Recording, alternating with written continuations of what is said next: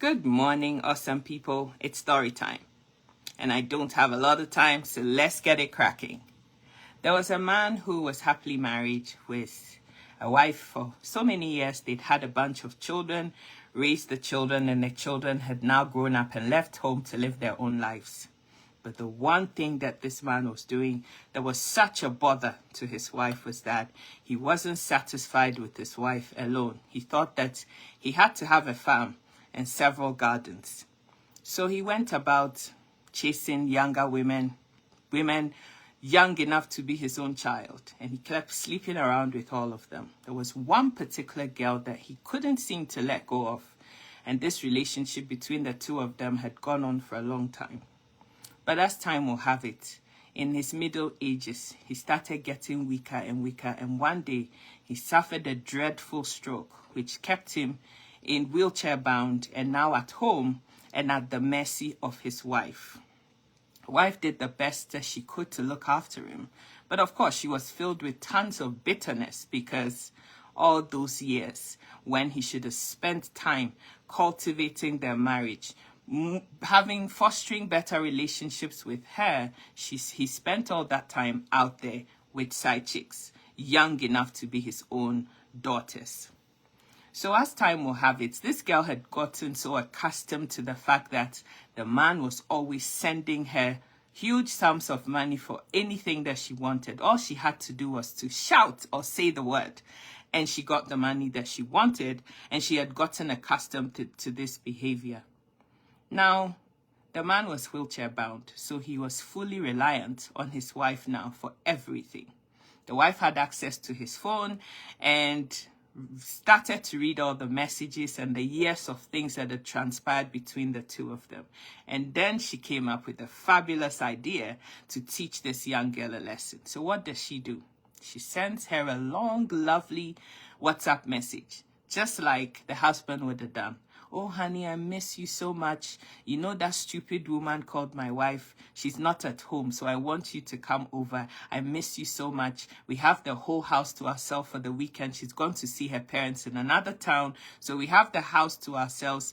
Come over. This girl saw the message and she was so excited. She got ready, packed a bag, overnight or weekend bag, and hit the road to see her boyfriend, older man, old enough to be her dad. On reaching the house, she called him at the gate. There was somebody at the gate. The person let her in. She walked to the door, knocked the door, and the wife was standing behind the door, and the door just flung open. When she got inside and saw that the man was actually wheelchair bound, she was ready to leave, but the wife had been quick enough and had shut the door and actually bolted and locked the door. At this time, the husband had become incontinent, so he was sat in a wheelchair with all his stuff all over him.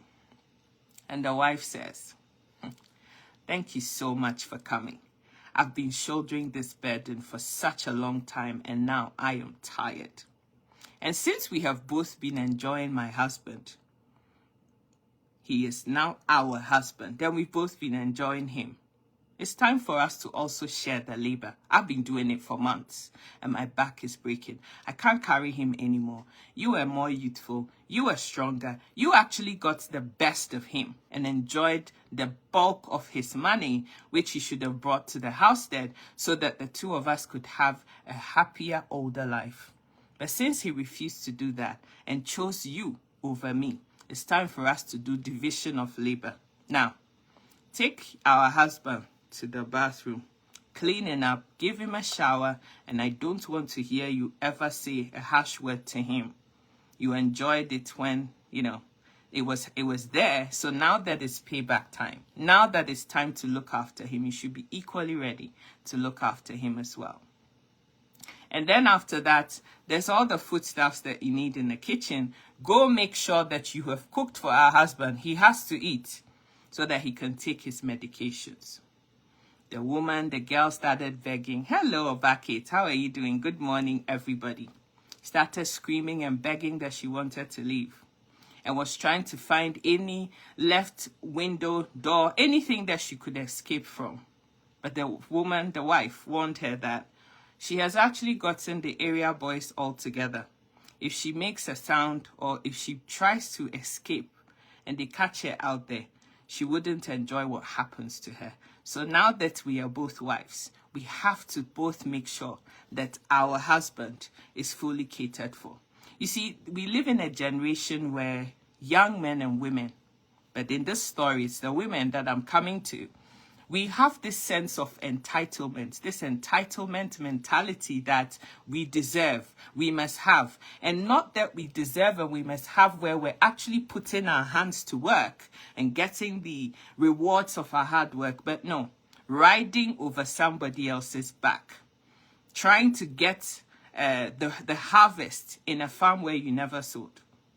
So my love, young women, this video is actually for you. Today, you may think you're pretty, you're beautiful, everybody and their dog is chasing you. But let me remind you, beauty is only skin deep. It only lasts so long. The life and time happens to the best of us. We all didn't start life out looking the way we do now, but now this is how we are. And life catches up with the best of us. The only type of success that carries with it no sorrow is the type that you have actually used your own 2 hands and 10 fingers to do. Not riding over anybody's back, not trying to take things that don't belong to you, not trying to be greedy or trying to be smart. We live in a time now where the younger generation have become microwave people. They want everything like yesterday. You haven't worked a day in your life, but you want to live in that mansion. Yeah, that 3-story building. You want to own the Ferraris and the Cherokees of this life, but you haven't worked a day in your life. And all that you're raining on yourself is the curses and everything else from somebody's sweat, hard work, and tears. Now to the men. I also want to advise husbands who think that they're all sensible and all wise enough that when their wives have sat around, played the duty of a dutiful wife and been with you through the rough times and the good times. Yeah, the sour times and the happy times. And you think that what they deserve is you going out there cheating and spreading your ding-a-ling to every person that you can find in skirt. You also have to remember that when the time comes, when you actually needed your wife to be there by your side, understanding you and being there for you, supporting you, telling you, honey, it's going to be all right on that sick bed of yours in the rough times, she would have had enough too.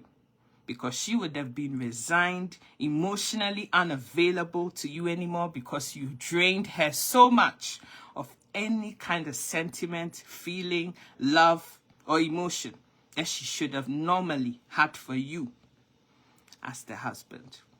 Think about this. A lot of people think, oh, my wife doesn't know. She doesn't even complain. Even when I go out and I don't come back, she doesn't say anything. She doesn't say anything anymore because she doesn't care. When somebody is nagging and moaning and complaining and talking so much about a particular issue or something that you're not doing right, it's because they want you to change. It's because they care. Once that time passes, and it does take time, but everybody has their limit. And when that time comes, they don't care about you anymore. You can do what you like. You can jump in the ocean for all she cares. And when that time comes, as I've come to see it, it is that particular time that is also the worst time of your life. That time when you're sick, that time when you've lost your job, that time when your whole life is now playing out in your face.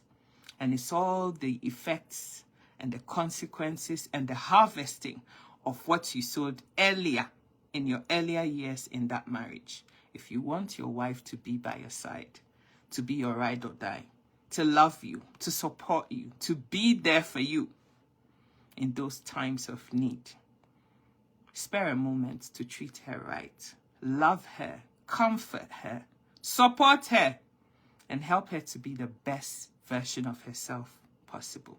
All that time, all that emotion, all that money that you go spending on some side chick old enough to be your own daughter.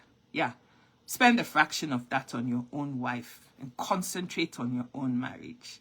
And you would have the most fantastic, marriages of this life. I was blessed enough to be born in a home where the parents are still together after 46 years and counting. They've had their ups and downs, but through it all, they have stood the test of time. And yes, if anything were to happen to one of them, the other person will go running. Why? Because they were through it. They lived through the bad times and the good times together. I've actually experienced a moment where one of the parents was unwell, and I was just super impressed to see how quickly the other one was available every step of the way to support the other. Love exists, but like anything, it takes nurturing, hard work, perseverance to make your marriage, your relationship, something that people can be proud of and write home about. A generation of people that are trying to be smart, outwit others, treat their wives or husbands harshly or horribly, does not have a happy ending, as you can tell in this story. So my darling, go fight for your own man. Go do your own hard work and reap the fruits of that hard work. Work hard. It doesn't kill anybody. It doesn't end anybody's life. Hard work, determination, perseverance gets you where you need to be. Just need to focus. You have everything that it takes to get you where you need to be. The brains, the hands, the effort, and every other resource you need. Trust me, the heavens will give to you. You don't have to shortchange anybody else. You don't have to ride on anybody else's shoulders. You don't have to take somebody else's man to get where you need to get to. Though it may tarry, it does happen. And those who sit for the long haul, those who embark on the journey for the long haul, are the people that achieve success in the end. So what's it going to be? Are you going to work hard? Are you going to be determined above everything else to get where you need to get to? Are you going to continue to make poor choices? Reap where you haven't sown, because these are some of the things that happen to you. I hope you learned something from this lesson. I love you all so much. Happy Saturday. Thank you so much, Sister Teresa. Thank you so much, Hannah, Mr. Thomas, Oba Kate, Suleiman, Jatak, Ifwa Kate. I love you. Chia Francis, every single person. I love you all so, so much. If I didn't say your name, it doesn't mean I love you any less. But I have to go. God bless you all. Have a lovely Saturday. Think about this story and learn whatever lessons that you need to learn. God bless you. Mwah. Bye.